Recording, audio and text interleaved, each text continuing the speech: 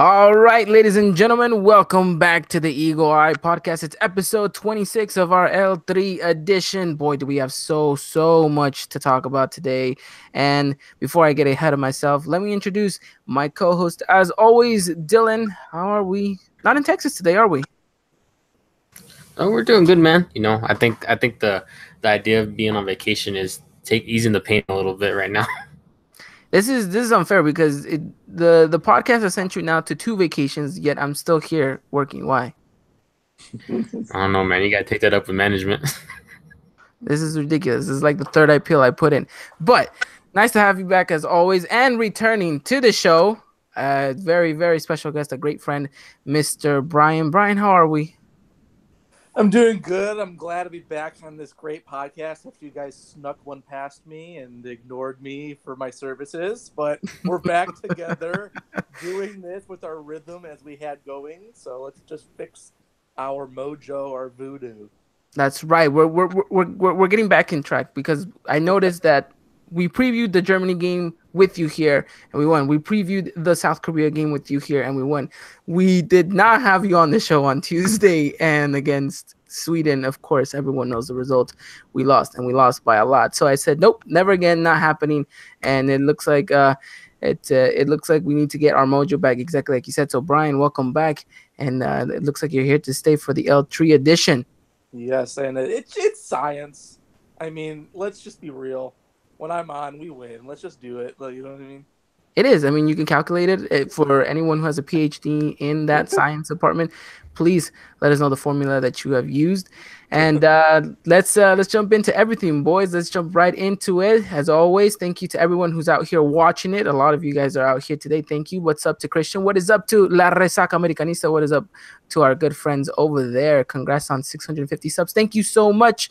This is the personal channel, and maybe potentially we might move the podcast to its own channel, which would be absolutely amazing to see how much support we can get onto there. But thank you, La Resaca Americanista, great friends of ours over there doing wonderful things. We can't wait for the Apertura to start and see your guys' coverage. So, gentlemen, we have so much to talk about. We're going to break down exactly the nightmare that was against Sweden, and afterwards, we're definitely going to talk about that elusive Quinto Partido and what it is that we need to do to get past Brazil and Neymar. So, without further ado, let's go into the first thing, which is against Sweden. Mexico played against Sweden on Wednesday. We all know the result, a horrible defeat to them, 3-0. I would put that under embarrassing, especially the way that we've been talking, the way that we've been playing, the way that things have been going. It's horrible. It's how did you gentlemen take it after the final whistle blew? For me, I became Korean for the day. It was 99% of Mexico was Korean after that. Yeah. I mean, it was really tough to take in. It really was. I don't know, it's just that feeling you get like after you play two good games and you have one bad game. Brian, how was your take on all this? It's a punch in the gut. It's bittersweet. I mean, I hate to rely on a team to do anything, and the fact that we had 2 wins going into this, there's no explanation of why you can't get a draw. It's all you need is a draw. You win the group, and couldn't do it. So the fact that you lose 3-0, I mean, like I said, it's bittersweet. It's awesome. Korea gets that win, and they do us a favor, even though had we won, we would have done them a favor. So it's like I feel bad for them, and it's just is what it is.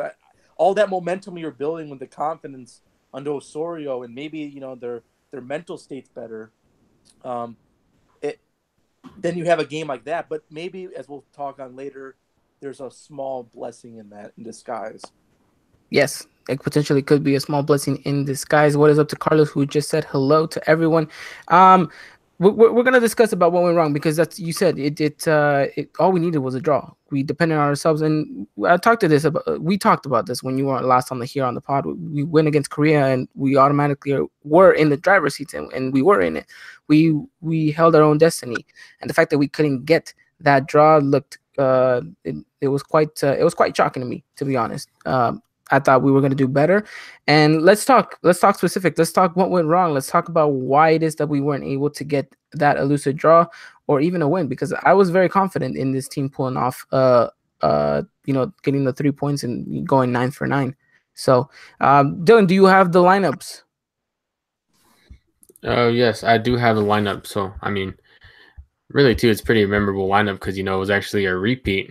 It was, and then But and a lot of people were like surprised. Were you surprised, Brian, by the fact that Juan Carlos Osorio, for the first time ever, did not use a rotation? I mean, it is surprising, but I think we kind of had to expect that he was going to stick to a formation. I don't know if you want to get into it. The only thing I was surprised at is he didn't push Salcedo to right back. I thought Yes, we're gonna talk about that. We're gonna talk we'll about that. I'll let you go. Yeah, I'll go with that then. We'll get to that right now. But Dylan, just for those of you why don't you let our listeners know exactly what the lineup was? so obviously Ochoa in goal, Alvarez, Salcedo, Moreno, Gallardo, Hector Herrera, Andres Guardado, Miguel Ayun, Vela, Lozano, and Javier Hernandez up top. Yep, exactly the same, same lineup that we used against South Korea. And you see this lineup, and I think it's pretty fairly easy to say that you're confident in these players because they pulled out a good result against Korea, and now we already know what the end result was against Sweden. So let's talk about the first 10 seconds, because the first 10 seconds proved to show a lot. And it was the fact that Gallardo gets a yellow card right away. Did you gentlemen see it as a yellow card, or what do you guys think that happened within those first couple of seconds? Really, I mean, I saw it and I said, okay, well, this is obviously a foul, but I don't really think it constituted toward a yellow card. I mean, especially early in the game too. Brian? Yeah, you generally, unless it was like studs up, like like a really really nasty tackle, generally you get a little bit of space for maybe one kind of hard challenge. So I was surprised there was no bigger just warning, like, hey, you know what I mean. So I don't know, maybe I think that just kind of played in everyone's heads right from the get-go. You know what I mean? No, yeah, no, I completely agree. And it's when the foul happens, and I see the yellow card, and something in my gut told me this is not the way I wanted things to start, and something told me things are not going to go as planned. Yeah. I don't know if you can chuck that up to whatever you want to call it, but I didn't feel comfortable at that point. And then we saw a lot of Sweden, not so much of Mexico. I really thought, because me and you, Dylan, we discussed about this. I really thought we were gonna take the game to them, not let them take the game to us. I was really, really hopeful that we were gonna press them up on their pitch. We were not gonna make them comfortable, but it seems that we were just kind of soaking up the pressure at first, and we kind of invited them and try to get them on a counterattack, which is something that what so many people could have argued that was probably the right play, but just Sweden looked hungry, and the fact that they were, and we kind of invited them to kind of come at us was very worrisome to begin with. I don't know what you think about that. Yeah, pretty much the same thing. After the yellow card happened, I said, okay, let's shake this off. Let's get into our game and rhythm. And then you see the handball that was called on Ochoa. Really, just right outside the box, which was really scary. And then, from that point on, I think to myself, something's not right. It's gonna feel off, and we're not gonna show up, I feel like. And that's when I get that sense, like it doesn't feel right. I feel like we're going to get punched in the face here, and we really did. We really did, Brian. Yeah, I mean, about that Ochoa play, I'm surprised. I know you can't review that, but man, when you looked at that again, it was just like, really, that's what we're gonna get called again. What I mean? Yeah, it looked like it was exactly on the line. Yeah, and then in terms of the tactics of the game, Sweden wasn't really. I don't want to sound bitter or salty, but at least in the first half, they didn't scare me. There was a couple shots they took that kind of went sailing, I know they had a couple close range ones that caused Ochoa to make an effort, but in terms of like the buildup wasn't throwing us off. But on the other side, Vela had a couple shots. One went high. Chucky wasn't really getting involved, and yeah, there was just a bad vibe in that one. There was. Especially the first half. Yeah, yeah. I guess it was more of a gut feeling that I guess a lot of us felt. But let's talk about exactly what went wrong, and because very few little things went right, and I think the only things that actually going right were in the first half. After that, the second half was completely just a nightmare, complete nightmare. I think if you look, I think we we predicted that he was going to use the same lineup against Sweden that we used against Germany. Mm-hmm. He surprised us all, and I think the one reason we wanted to see that lineup again was before the defense specifically. It's not that we don't have trust in Edson. It's not that we don't believe in him. It's the fact that we know that right back position is difficult for him. And even though he played a good game, I'm not gonna say he played the best game against South Korea. He had a good game against them. There was a couple of times where he kind of was taken a bit off, and but he held his own against South Korea. But I would have liked Salcedo more in that position. I would have liked Ayala to come out, and especially trying to win those aerial battles. I think that for me was key, and the fact that we didn't win most of them kind of showcased that maybe just maybe we didn't start the right people. Well, and the other thing too is I was hoping that Osorio was going to make at least like a halftime adjustment or an adjustment mid game, and just tell Salcedo and Alvarez to switch. I mean, yeah. Alvarez plays center back, and if he's in between players, and I don't want to point fingers because I really do like Layun, but Layun was a little bit slack in there on some of those counterattacks. It makes him look awful, and I think it would have suited both of those players better had Salcedo just switched. I mean, you don't have to make any subs, just switch them. Exactly, and it's a poor game on Layun's part too, because he wasn't dropping as much, he wasn't covering as much in the defensive half as he usually did. Because against Germany, he had a performance that was just phenomenal, and against South Korea too, he was dropping, he was running, he was all over the place. I don't know whether you want to chuck it to fatigue, whether because we only had a 3-day rest period for this game. Whether the players were a little bit down. I don't really know what to chuck it up to, but Layun definitely did not have the game we were expecting him to have, because I said that he was going to be one of the most important players coming up to this game against Sweden, and I think he failed me, and he failed a lot of us because he didn't give that same effort or that same performance. And I get it, it's tough. You're running for a full 90 minutes. You've done it for 180 now. To go out there and do it for another 90, it's a lot to ask for, but then again, that's why you're at the World Cup for. That's what you're here for. It's a sprint. It's not a marathon. So you kind of have to go out there and you got to keep going, and you got to keep pushing. Dylan, I'm interested to hear about this whole, Edson Salcedo kind of push, because we've talked about it plenty of times on the pod. Edson at right back, it's not a preferred position for him. Okay, it looks like Dylan's having a little bit of a technical difficulty. As always, it wouldn't be the podcast without these technical difficulties. So I guess I'll just answer my own question here.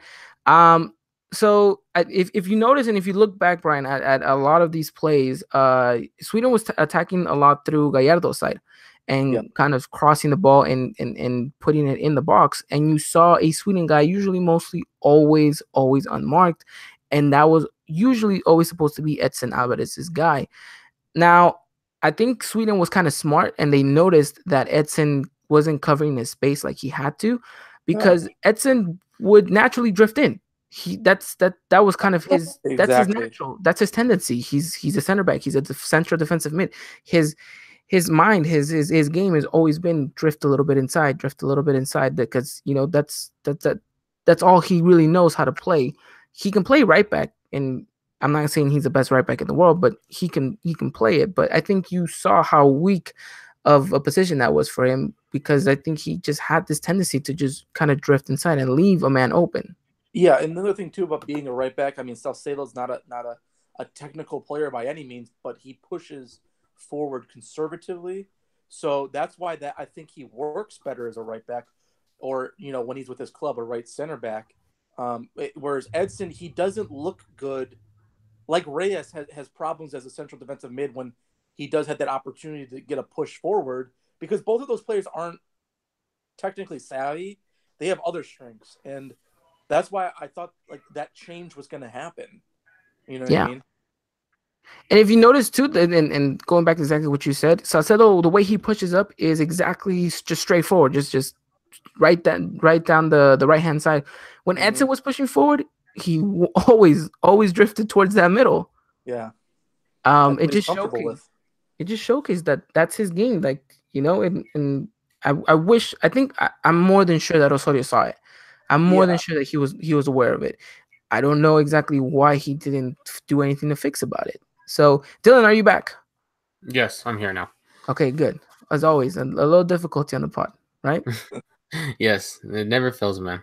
It never fails. But in a way, it's always a sign of good luck as well, too. So, you know, I'll reiterate my question to you. It's how did you take this whole Edson Alvarez thing? Because it looked like like we mentioned before, our position for him is not a right back, and I think this game actually showcased exactly why is it that we urge that he doesn't play on that side. Oh yeah, definitely, man, definitely. Especially which it really sucks to talk about. You see it leading up to that own goal too, and you could say that too towards Lyon too. I mean, it just seems like Edson was just trying to mark two people at once, leading into that own goal, and then yeah, just makes that mistake, and it's just it's devastating to see a young player like that, who comes out, plays a decent game, going in against Germany, being subbed in, having a good game against South Korea, and then, just to really doesn't really seem like some people will say not show up, have a average game, be subpar. And, it just really sucks to see that too. I don't think he had a subpar game. I just think he was defensively he was bad. I mean, offensively, I saw some creativity coming out of him.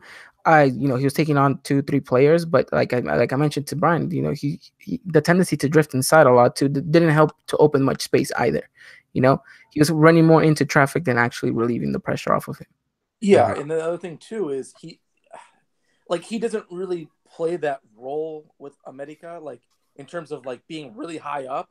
So, and the one thing he kind of suffered when he did that is like his passing going forward is a little bit weak. Not weak as in like he missed the player, but like soft. Like the pass would be soft. Like he wasn't quite sure what to do with it, and like that's asking something of a player to. You know what I mean? It's like asking Cheech to run all the way back down and mark people. You know what I mean? Yeah, It's just not his strength. But that he's not the only one that had faults. I mean, on the own goal, they double marked a player that headed the ball backward. It's like you don't need to double mark him. yeah, you don't. And then Layun and Guardado are just standing there, and like those goals are gonna like, well, hopefully they're not gonna haunt you, but in that moment they haunt you because it's like, wait a minute, that's an easy goal to avoid, you know? Yeah, it is. Mhm. It really is. So, I mean, anything else you guys want to add on with this whole Edson talk? No, I mean, I'm pretty sure I hit the main points. I think With my I technical. think. Oh, I'm sorry. Go ahead. No, go ahead. No, go. I think he's done. Oh, me? Yeah. Oh, I think what I was gonna say was now with Moreno out, since we're just talking about Edson, I always thought that I think you're gonna see a line of 5 in the next one with Alvarez actually being in the central the central center back in that. That would be interesting to see. So a back 5 with potentially, well, yeah, I could see Layun playing right wing back and Gallardo playing left wing back. And then it'll be Ayala, Alvarez, and then Salcedo in his natural club position. Wow. Mhm. Yeah, we'll talk a little bit about that Moreno yellow card and why it was so stupid for him to get that yellow card against Oh, Germany. yeah. But I think just to wrap up this whole Edson talk, I don't really blame him for the third goal, for the own goal.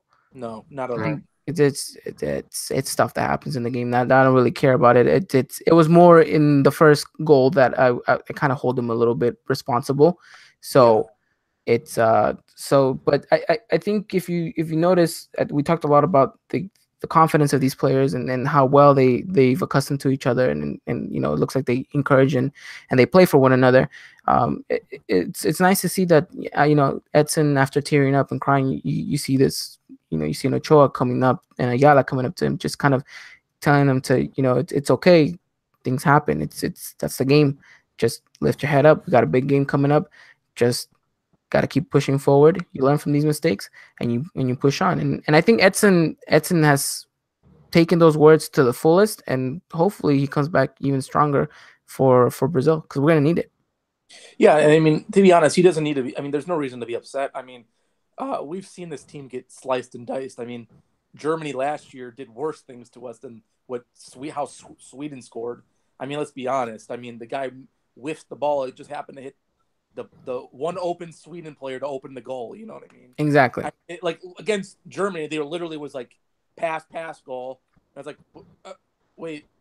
Yeah. Can we restart? Trying to go back on the FIFA menu and put restart. No, it's true. It's true, and I think if you're looking back, I think if we would have put some of those Carlos Vela options away first, the game's completely different. 100%. And yeah, all the luck that we consumed in the first game went the opposite in this one. Yeah. But if you ask me, I'd rather have had all that bad luck happen now. Yes, agreed, 100%. Then that sets the tone for the tournament, the first game. Exactly. I couldn't agree more with that. And let's be honest. England, I mean, they go through, but they've just lost the game. But I don't think they're. I mean, granted, not in the same manner, but it's not like they're going to be like, oh my God, we lost the game. You know what I mean? It's like, you're through. Okay, we had a little bit of help from South Korea. You're through. Exactly. And I mean, you can also see, I mean, two different groups. I mean, at the end of the day, we were in the group of death. Yep. So, you know, sometimes you need that bit of luck. Sometimes you need a result to go your way. And unfortunately, like you mentioned at the beginning of the pod, it's unfortunate that we have to, because I wanted to kind of be in control of our own destiny. We were in the driver's seat. I would have loved to have seen this team come out and showcase that we can go 9 for 9. But it happens. And like I said, I'd much rather have lost this game and had horrible luck this game than to have seen it later on in the tournament. Yeah, I agree too.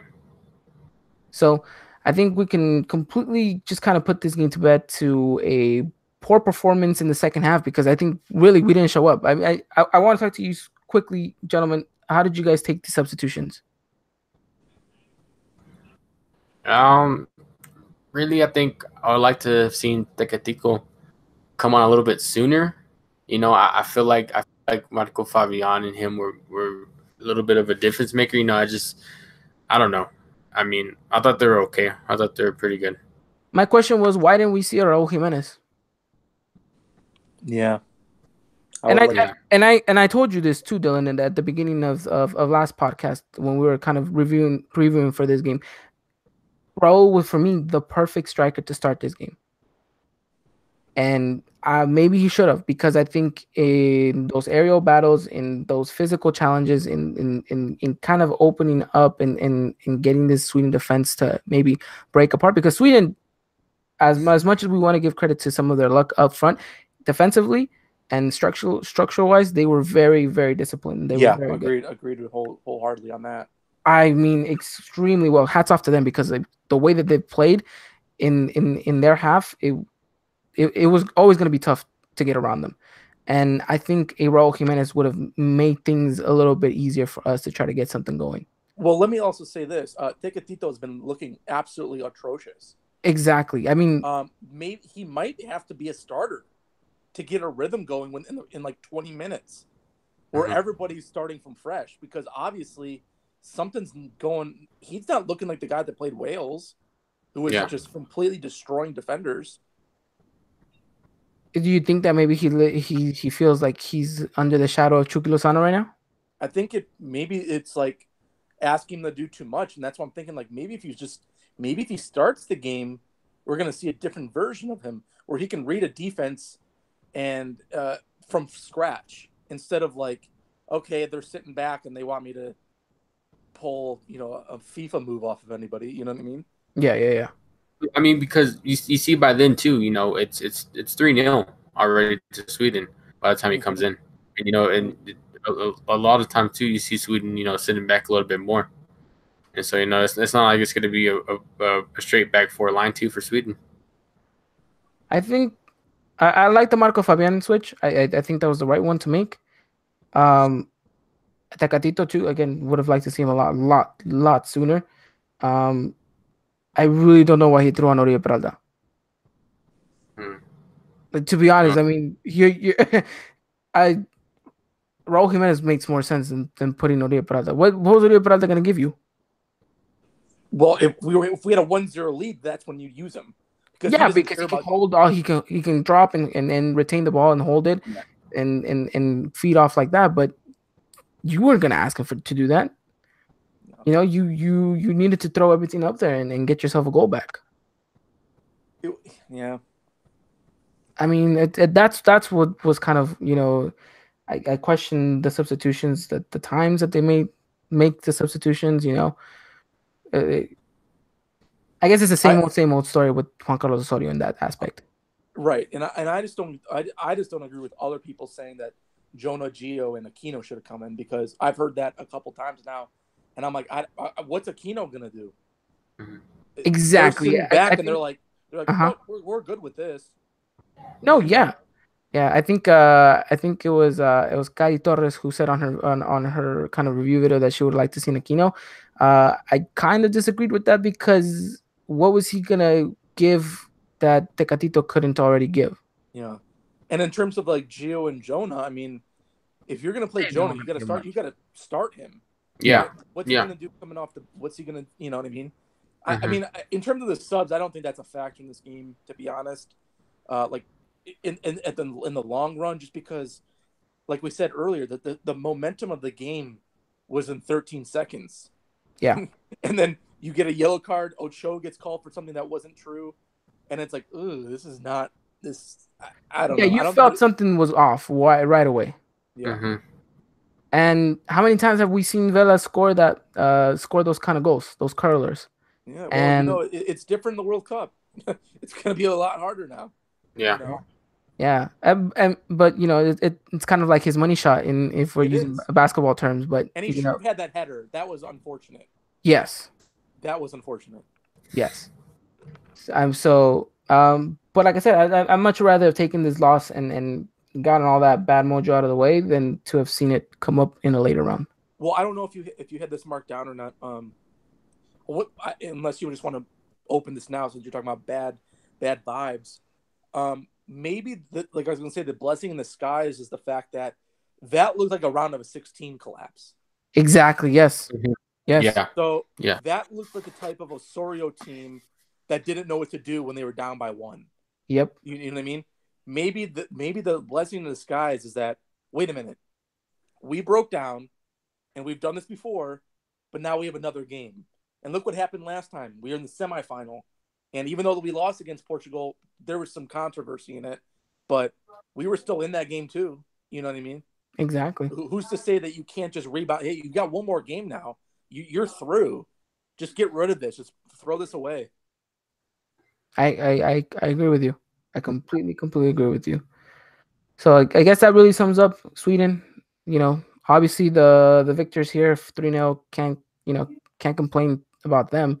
They played their game. Would love to have a friendly against them in Sweden, though.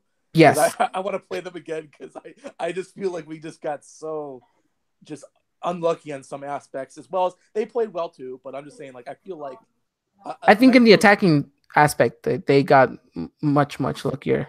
Yeah, but they were a smart defensive team. That's 100% true.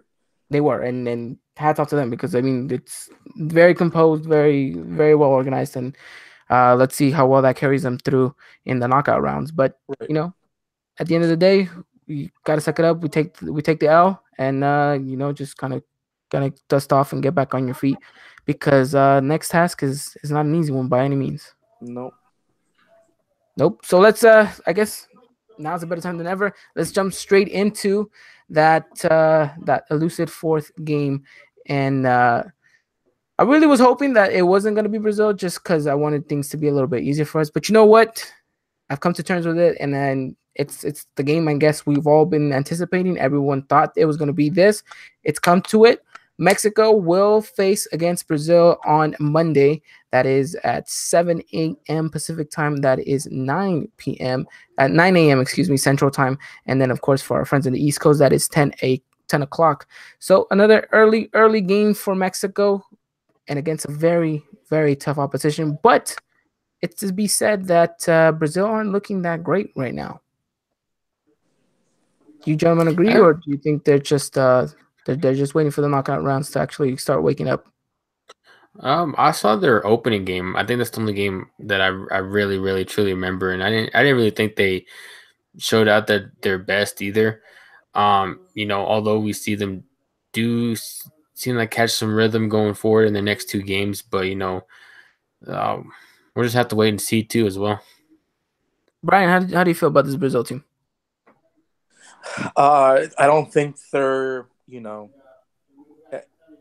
I don't know. It's hard to say because they had a draw against a good Swiss team, and then they had two really late goals against Costa Rica, and then extremely late. Serbia just melted. So it's like the reason, like you were saying, you didn't want to play Brazil, and the only reason why I didn't want to play Brazil is because every knockout round we're always playing against a big name team. Exactly. Argentina, Netherlands. It's just like, when are we going to play a Japan? No offense to Japan, you know what I mean? Where it's it's a toss up. No, I completely agree with you, but I think this is going to showcase that if we come out on Monday victorious against a Brazil with a Neymar at the front foot, it's going to say a lot, and I think a lot of teams are going to bat their eye over and say, okay, this team's very serious and maybe a team to worry about. Yeah, I agree. And the other thing too about Brazil is just like I didn't see the other CONCACAF teams doing anything.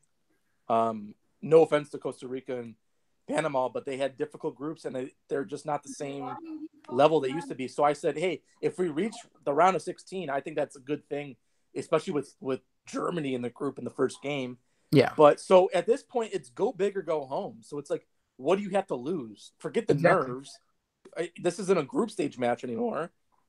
It's not. You got to go out for everything. I want to see these players go out there and give it their all, and we'll talk a little bit about that and what it is that they need to do to get out victorious. But we're going up against Brazil, a Brazil that, mind you, has lost Marcelo for this next game. Is that confirmed that he's not? That he's out? I believe so. Dylan, you want to get on that, or should I? Yeah, you do that, man. I don't have my phone right now on that. So that would be huge for Mexico. Mm-hmm. Yeah, it would be extremely, extremely huge. Let's see. We got Marcelo injury.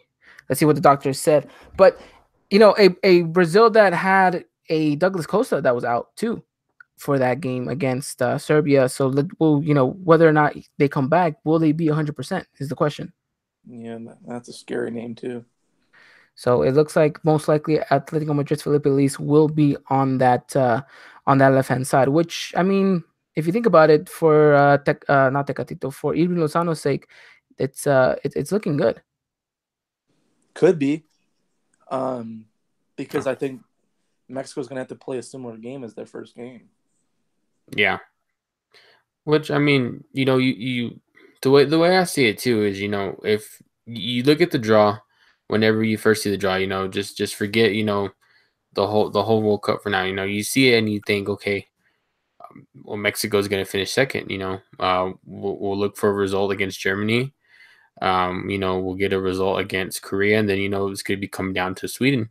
And and you see the next group too, and you see is potentially going to be Brazil. We pulled Brazil, and so obviously we're coming out of the press conference too against Germany. Juan Carlos Osorio said that he's been preparing for like 6 months for Germany too as well. And but you see the draw, and you kind of think to yourself, if anything, this match was anticipated too as well.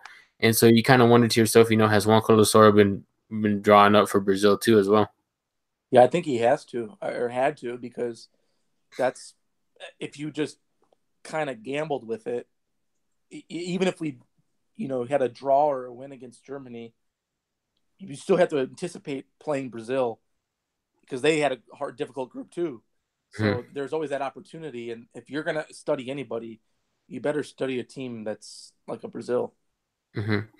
Yeah, yeah, and so I mean, at the end of the day, we still go back to saying these players bestow their confidence and their trust in Juan Carlos Osorio, and obviously you see Juan Carlos Osorio doing things against Germany too that really surprised a lot of people, and so I really don't see why we can't replicate that again come Monday.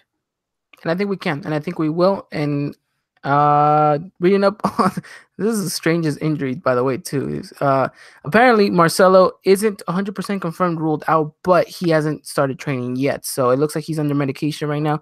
It looks like the reason why he left the pitch was because his back locked, and the doc is blaming the hotel mattress for his injury. Well, that's definitely a difficult injury. So nothing's confirmed as of yet, but I mean, only one would know exactly how that goes. So I guess we'll get a little bit more news come Sunday whether or not he's going to start. And then let's not forget, besides Douglas Costa, who's missing against Serbia, they also had Danilo, their starting right back, who wasn't fit because of a calf injury also. So it looks like potentially maybe 3 players that are not going to be 100% fit come against Mexico, and at least 2 very important players for them in that defensive side. So it looks like maybe we use and abuse the wings. You're gonna have to try. Yeah, I mean, yeah, you really gonna have to try on that, really. Alrighty, well, let's talk specifics now. Let's go into detail, and like we always do it, let's predict our lineups. As always, gentlemen, I'm gonna throw it to you first. Dylan, give me your yeah, I'm gonna throw it to you, Dylan. Give me your lineup for Monday. Let's go with Cho in goal. Layun, the right wing back. I really agree with Brian. I think it's gonna be like a back five. Layun, Salcedo, Edson, Ayala, Gallardo, Guardado, and Hector Herrera. Lozano on the left, Cheech up top, and Jesus Corona on the right. Okay. Give me your lineup, Brian. Same exact one, but Vela in place of Tecatito. Vela in place of Tecatito. Okay. So going back 5 with 2 in the midfield, correct? Yes. Mm-hmm. 2 wingers? Yes. And 1 striker. And 1 striker, yes. Mm-hmm. So creatively speaking, who is going to take that kind of role, pushing us forward? Well, I think what they're going to do is try to absorb as much from Brazil and then get it at least to either Guardiola or Herrera, and then play it through to the wings to either Vela or try to get a long ball down to Lozano. So then you think the game plan is soak up the pressure from Brazil, relief off with a counter? Yeah, but I don't think it's going to be the same possession-wise, because if we go back 4 years, it was a 5-3-2, and actually Mexico's counter happened a lot more often than the Germany one, because they were trading possession, and Mexico had, I think, 11 shots in that game. So I think it's going to be very similar to that, except for the fact that I think we're going to go more out wide on that. Okay, I can see that happening. And if that is the case, then should we be worried about maybe Brazil having too much of the ball, or how is it that we can feel okay with soaking up the pressure?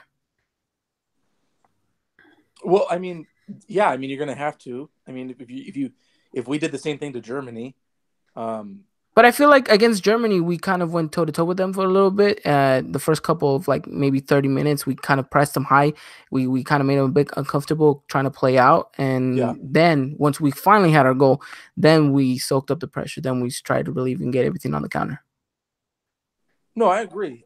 Just in terms of like how I see the game playing out, I just think that just being Brazil and how they play, I think we'd rather have them you know, feel more think almost like false confidence with the ball, and then kind of play it out like we do successfully. If you know what I mean. I mean that's how Irving Lozano has been so dangerous with everybody. And when Vela has been looking the best, he's been orchestrating that attack. And I think we Mm-hmm. just even if they're not doing that as much as they did, in a successful game like Germany, um, that might make that even more deadly, if you know what I mean. Yeah. Yeah. Okay. So then, in the first couple of minutes, how do you want to see this Mexico side come out? Do you want to see them be a little bit aggressive? Do you want to see them be a little bit more passive? What is it that you want to see from these starting 11 once the first whistle blows? Just some confidence, really. I mean, just really come up with some confidence and just play your game. I mean, really, that's all it comes down to it too, as well. Just playing their game, finding the rhythm early, and taking it from there. Yeah, I think you need to be there needs to be some pressure. It just depends on where it's at on the pitch. I mean, you can't overcommit. I don't know if we've seen this a couple times in the midfield where one player overcommit and then like a Swedish player was able to break free. So you got to be careful of that. Um, the one thing I don't want to see is the sloppy passing if Mhm. Brazil does the pressing, because I don't know if you guys saw anything from the Belgium England game, but Belgium, when they would be pressed, they were able to pass it right out of it. Yeah, Uh, and that's the one thing I think Mexico's weak on. So that's the only thing I don't want to see. I just don't want to see any coughing up. And there's we're out. We don't have Moreno, so they're gonna have to adjust defensively. That's my only concern on that. all right. Now that you said that we have Moreno out, let's talk about that backline because they're going to be the ones having the most to do during uh, Mhm. during those 90 minutes. It's most likely going to be those back three: Edson, Ayala, and Salcedo. How how do you think that these boys kind of come up to this game? How did they prepare for this? What do you think Juan Carlos Osorio has been telling them? You know, Oh, I think it's going to have to be some like we said in the Germany game, lots of communication and support. Mhm. Um, because obviously they're gonna go strong through Neymar, but we've seen him get flustered. So yeah, if you're able to close off his spaces and try to have them do one of their try to make a miraculous player just talent their way through it, eventually that's just going to get repetitive. And if you're 30 minutes into it and they haven't looked as good as they thought they would be looking, then you've already got an advantage on that. that's true. Yeah, Neymar has not been Neymar this World Cup. He's looked a little bit, off. I think Brazil's real actual danger man is Coutinho. Yeah. That's what I was gonna say. Yeah, I was ready to see how, ready to see how we're gonna handle Coutinho going into this game too as well.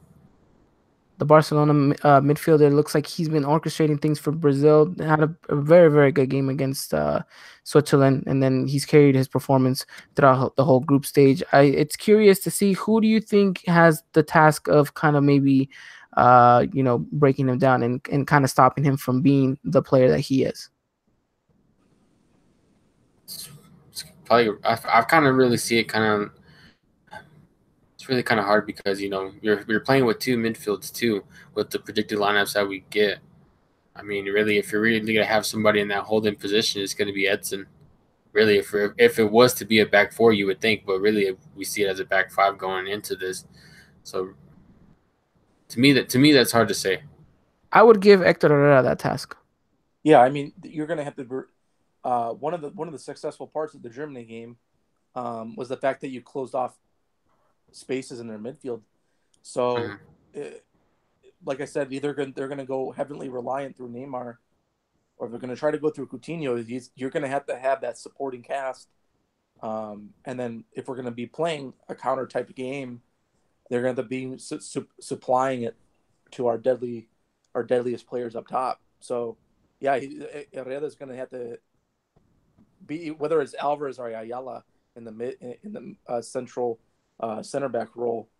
That's who's going to have to be taking care of that. Unfortunately, that's going to be a big task. A big task that I think our players are ready for. I think they've Yeah, prepared themselves too for this. yeah, I think they've known that. nine times out of 10, it was always going to be Brazil. Yeah, And and I I would think agree with that. I would agree with that. I would agree with that. and I But think whoever feels, there's no tomorrow. You know, yeah, if you know, no, I agree, I agree. So I think they prepare themselves for this mentally as well as physically. And the only thing that worries me is against Germany. You saw that Germany le ganó la espalda a lot at sometimes our defense. They got through the back a little bit too easily. They won our Mhm. backs. I'm worried that Brazil will do the same. Yeah, it could happen. Only because I feel like they're a little bit quicker than the Germans. Yeah, this is a type of game I really do miss Reyes and Araujo.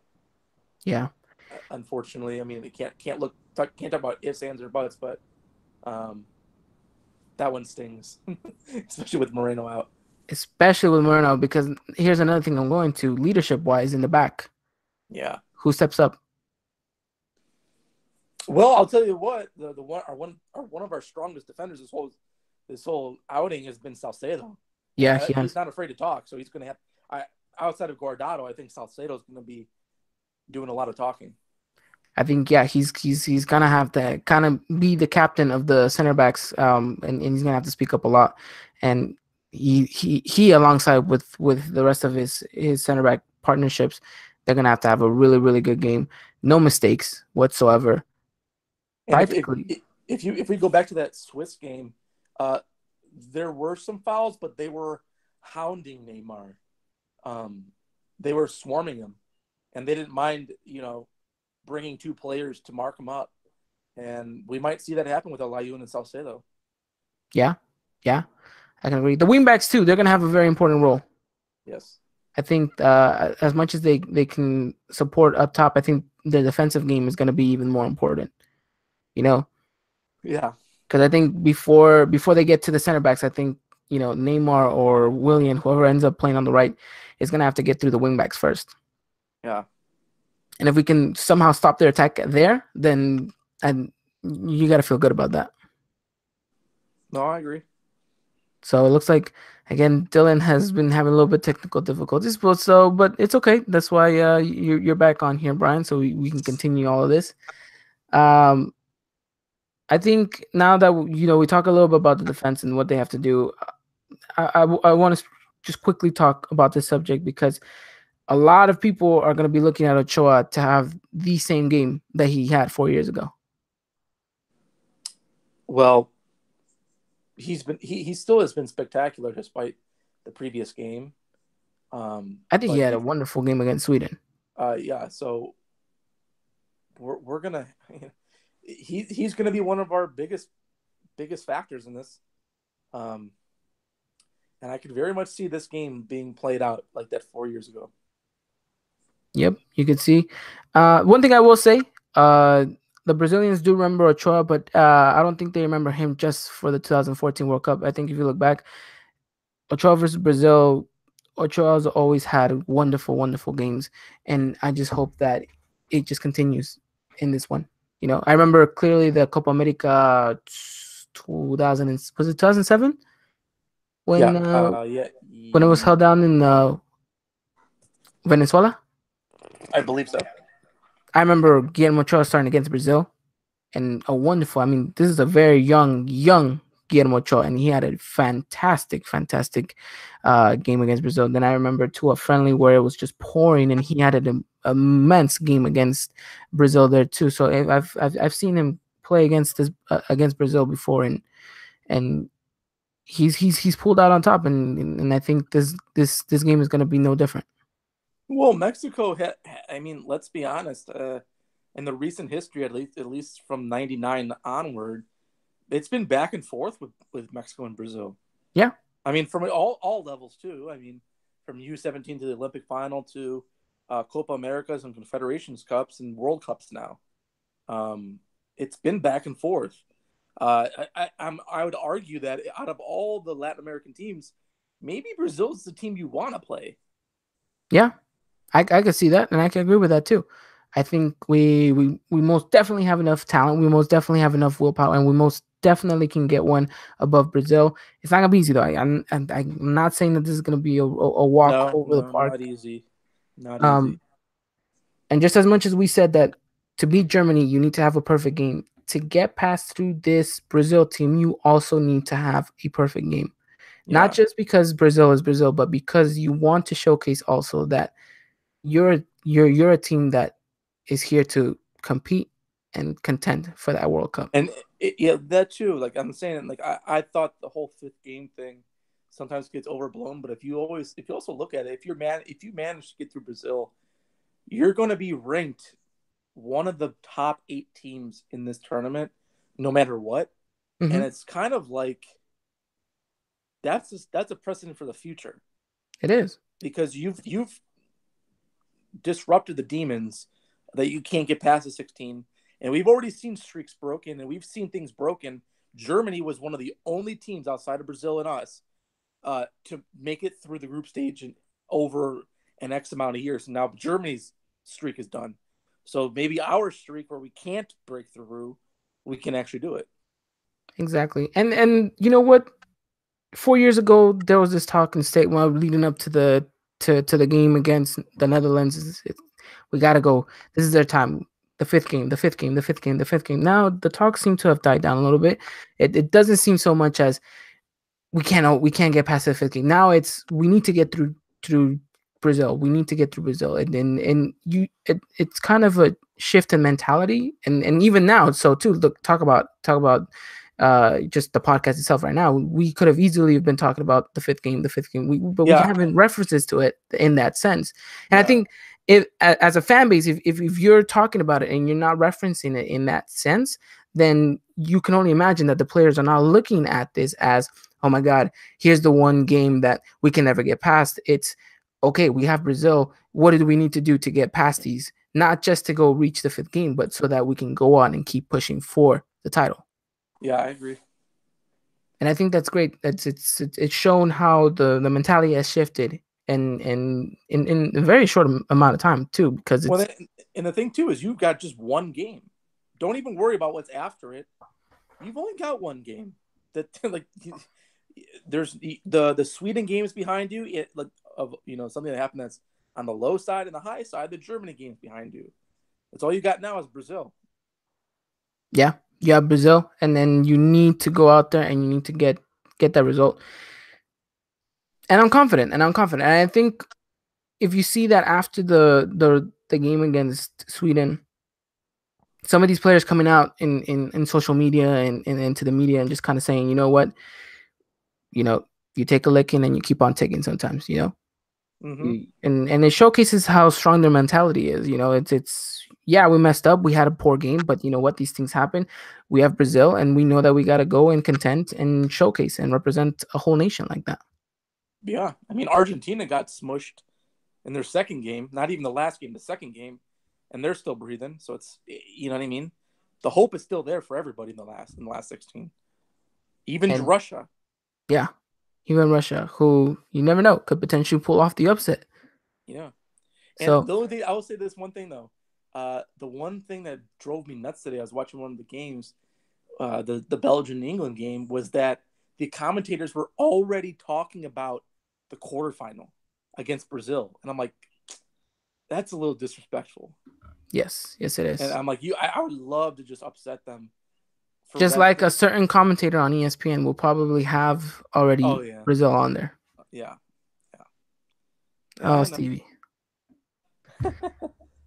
But I mean, and this is why it's so important too to win in such a good, convincing manner, because you earn that respect, because you earn that right to say we're in the top 8. What more? What back can you say about us? We beat Germany. We had a good run in our group, a group of death. Yeah, we lost against Sweden on a very poor day. And yeah, we relied on a result to get us through. But look what we did against Brazil. Look what we did against Germany. Look what we did against South Korea. Look what we're capable of doing. And I think the moment that you give that statement off and you showcase that to the world, then they can truly start looking at you as the nation you are for the soccer that you play, not for what they believe or think of a small little soccer country you are just because of where you play or your region is. Yeah, I agree. So I mean, it's unfortunate, but I have faith in this team, and I think things will go well. And I think we talked about what it is that we need to do to hold off Brazil. Now the question is, what player is going to have the most important game going forward and kind of getting us over Brazil? Who do you think up top has the most responsibility? Well, it's going to be a difficult one to say, but you know, up at least in terms of an offensive player, I would say one of our best. It'd be Irving Lozano.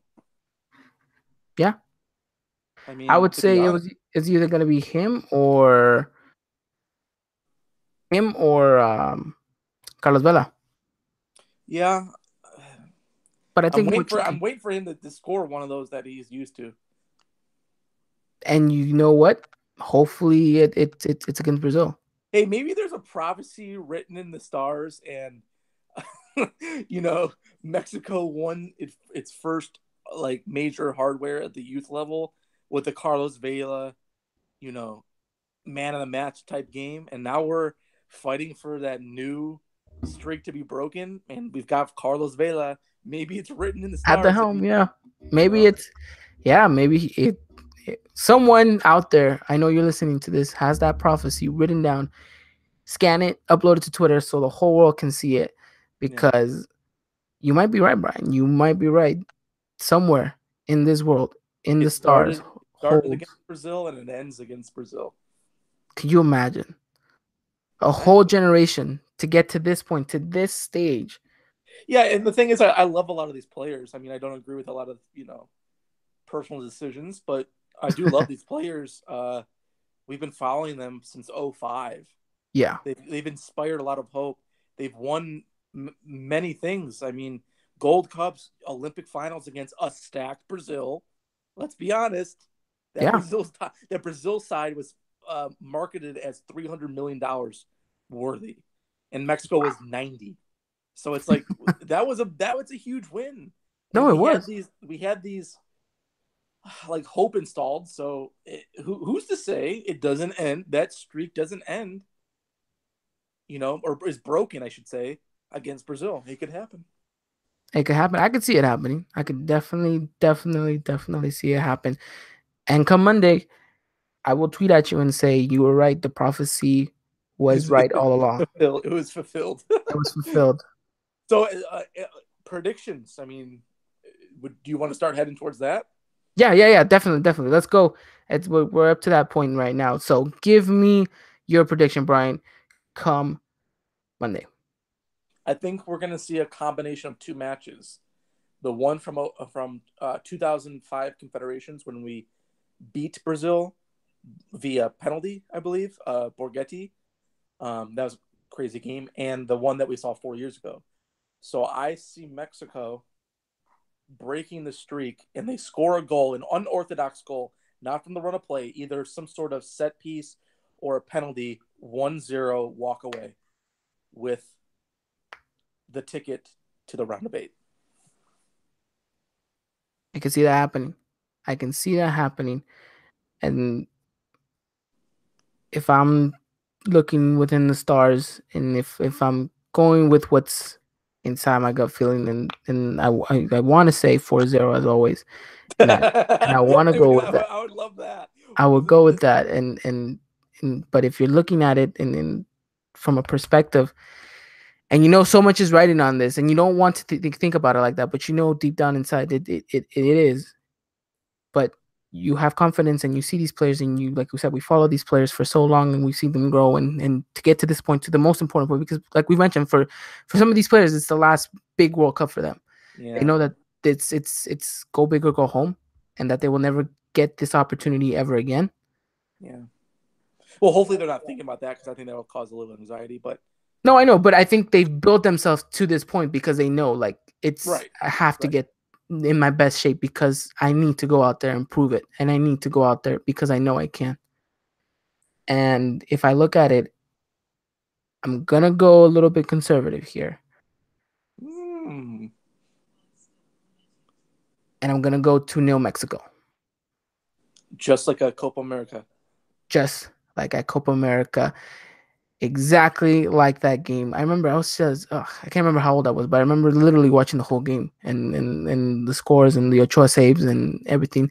So I'm going with that 2-0 result. It's gonna be tough. It's gonna be raw. It's just gonna be a whole roller coaster of emotion, and it's gonna be 7 o'clock in the morning, so that never helps. So I think it's gonna be 2-0 for Mexico. We're gonna finally break that streak, and we're gonna get past Germany, and then we're probably gonna see Japan on the other side. Maybe, Maybe. maybe we get through Japan to a second. I don't know. I I can't mean, look you at it. wanted a Japan, so I mean, Yeah, watch it's it's Belgium possible. get a red card and Japan get through with 2 penalties. Exactly. So you Like never know. You never know. But I do agree with you. I think one of our goals is gonna come a little bit unorthodox like that. Either it's a penalty, a corner kick, a free kick, something off a dead ball situation. I think we get a goal like that. And then in the last couple minutes, once Brazil has thrown everything up top, we get a counterattack and and that celebration will cause earthquakes from Mexico City to everywhere. yeah, you'll still from Mexico City will go around the world. Yeah. Well, and I'll say this too. I mean, I know amongst Mexico fans, it's not uncommon to say, yeah, there's a mini rivalry with Brazil because it's been give and go with them. It's not been like, oh, Brazil just always kills us. It's not. And I think if Mexico wins this, I think in the eyes of the footballing world, it will be a rivalry cemented. It will. If Brazil wins, I mean, if Mexico wins this one, because this is Neymar's golden era. It is. So that's not to, yeah. There's no need to think about that as a player, but if you're able to accomplish it, that's one thing you can say moving forward. Is like, I think we just established a legitimate rivalry. And I agree with you. I think we would have established a legitimate rivalry, and I have faith in these players, and I know that they're gonna come out on top. So you're going 1-0. I'm going 2-0. Dylan's not here right now because of technical difficulties, but I know that if he was here, he would predict a 4-0 victory too. So Dylan, if you're watching, I know you. I know that's what you're going for. So I'm throwing it out there in the universe. Hey, maybe we convert on all those chances we missed against Sweden and Germany, and it is a 4-0. Who knows? It perfectly. It could possibly happen. Oh my god! I can only imagine because I'm watching this with all my coworkers at work because we have a Oh TV God. going on and everything. So can you imagine that result coming out and I'm just staring at everyone, just like exactly. I They'll told you. resurrect your shrine. Yeah, my shrine would probably be built right after the whistle goes. Mm. We would start getting on that building, but uh, let us know, people. Tweet at us. Let us know exactly what your prediction is. Christian says 2-1 to Mexico. Leva says 3-2 to Mexico. That would actually be a very entertaining game for the neutrals, but a very very nervous and very tense game for us Yeah, watching that one. Um, but but also you said 2-0, right? yeah. I think 2-0 was the score. It might no, it was a 3-0 that when they beat them in the U17 Oh, in the in the 2005. I think that was a 3-0. let But me see you the U17. 2005 final. I think it was 3-0. Oh, it was literally right here.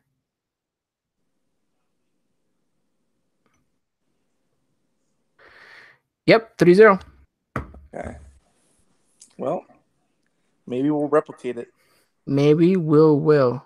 Leva said if we win, I can die happily. So I'm not gonna die happily, but I could die with a nice smile. a nice smile. That's true. That's true. I think can you imagine just witnessing that, being the generation that got able to witness that, got to be able to cover that in a sense, can you imagine, the article that you're gonna put out after that, or Yeah, the, I know. the podcast we're gonna have after that. It's gonna be a whole festival. It's gonna be a party.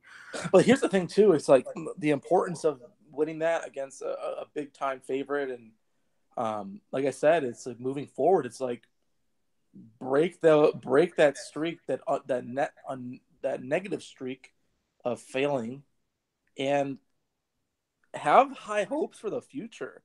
Like, we got to the quarterfinals. Let's, you know what I mean? Like 2022, we're going to win it. Exactly.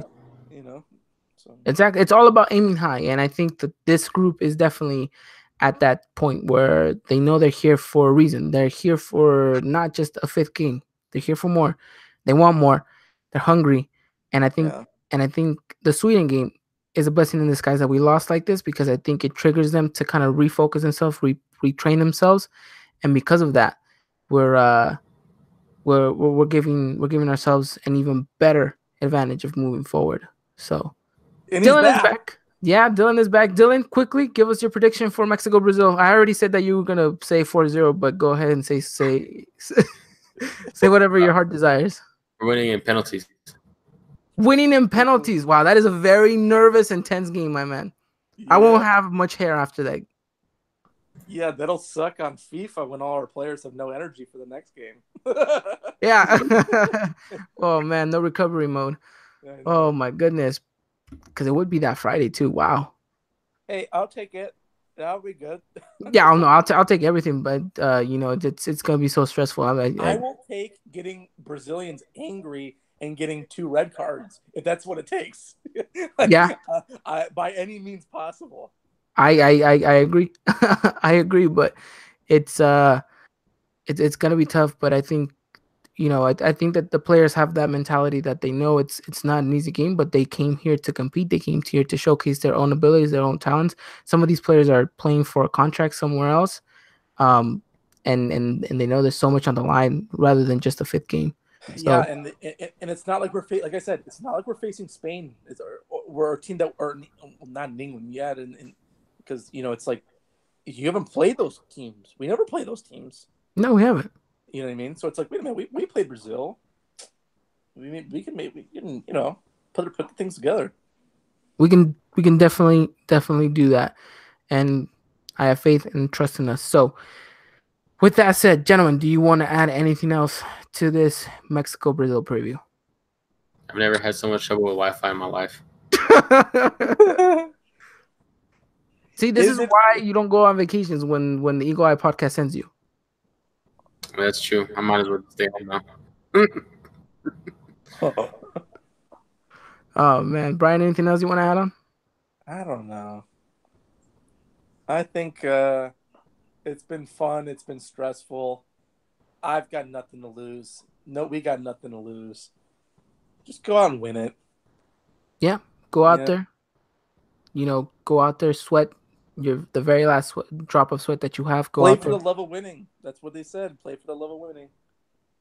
And I think these players love winning. That they're gonna go out there and they're gonna perform. They're gonna do that come Monday. We're gonna win. Could you imagine we're up 1-0? They throw Uribe Peralta on there, and we get a breakaway, and he puts home a 2-0. Oh yes, that's perfect. That's the perfect start. You have his confidence so high for the season. Yeah. Wow. Yes, please. That'd be so beautiful. Please. Well, I can't imagine saying anything else. I can't imagine saying anything more. All I can say is nada nos detiene. Hashtag it. Hashtag Viva Mexico. Somos Mexico. Everything Mexico. Oh, Mexico wins on Monday. There's gonna be a lot of people tattooing themselves that result. Yeah, I can see it. That, and we're gonna have a lot of Mexican babies come 9 months after that. Yeah, a lot. So basically, I mean, you're saying you're gonna get a tattoo if we get the result? No, not yet. We win the World Cup, I'll think about it. Oh, they win the World Cup. I'm buying a replica World Cup trophy and carrying it with me for 4 years. Yeah, everywhere you go. Everywhere I go. Yeah, I would definitely. I would do the same thing. I would definitely. I'll get pulled over by an officer. Like, what is that? I'm like, it's the World Cup, baby. You can never take that away from me. Yeah, you ain't touching this. Well, thank you, gentlemen, for coming along. It's been episode 26, ladies and gentlemen. Thank you so much for every single one of you guys who came out here and watched and gave us your support. If you guys have missed a live show for whatever reason, make sure you guys do catch up and do Follow us on SoundCloud and iTunes because, as always, you guys can take us on the go. Follow us on Twitter at Eagle Eye Pod. As always, we love interacting with you guys. Let us know what your predicted result is, what your predicted lineup is, whatever it is. Whether it's 2 o'clock in the morning, you can't sleep, and you need someone to talk to, we can promise you either me or Dylan are still up too because we're reminiscing about this game coming Monday. So just shoot us a message there and follow us because we're almost to 300, and once we get to 300 followers on Twitter, we're gonna be doing another nice little giveaway, aren't we, Dylan? Yes, a very nice giveaway. So yeah. No, we can't say much. We can't say much because for legal reasons we can't. But we're hopeful, and let's keep the family growing. Brian, as always, thank you so much for coming on the pod. Let's hope we get that mojo back. I think now that we're back together, the triangle is completed. That's right. Okay. Once we win, how cheesy we are. Yes. Besides the whole cheesiness, but if we win come Monday, as soon as the final whistle blows, I'm not only gonna message you that the prophecy has been fulfilled, but I'm gonna go hashtag Eagle Eye Holy Trinity. Yeah, I will accept that. So thank you. As always, let them know where they can find you on Twitter, my man. It's at Brian RMW. If you want to look at my articles, it's thestoppagetime.com. Make sure you guys check them out. Wonderful articles as well. Dylan, do you want to plug in your articles as well too? Because you're writing again. I don't even remember my own website, man. To be real honest with you. If you go to my Twitter page, you'll see the little website link right there, and you can find all my content. Stuff that I've done at college. Obviously the pod, a little demo reel for my 3 games that I commentated for the women's soccer team, and just a little bio about me and my blog too as well. One last thing. I got my media credentials for Club America United, so my fingers are crossed. I can land a quote with my chosen son, Diego Lainez. Yes. Oh my God, that would be perfect. Nice. Yeah. Perfect. I will chase him down. Yeah, you should. You really should. Yeah. He's go. Well, one last thing, Brian said talking about this triangle is completed, and I'm looking on the map right now, and I'm just like seeing like this little like triangle like just come together. It's all coming full circle. It's written in the stars. It's in the stars. Hashtag it. Remember, it's in the stars. Ladies and gentlemen, it's been episode 26. Thank you so much. As always, be ready for Monday's game. I know it's going to be tense. It's going to be wild. But if you guys believe just as much as we believe, and if a whole nation believes, trust me, the players will believe them as well. They will go out there, they will win, and they will prove to the world that Mexico is not a third world soccer country. It's a rich, rich football nation. So, as always, we'll see you guys on the next episode. Until next time, I hope that all of you guys have a wonderful, wonderful weekend, a wonderful match day, and we'll be talking very, very soon. Until next time, guys, take care. And as always, vamos Mexico.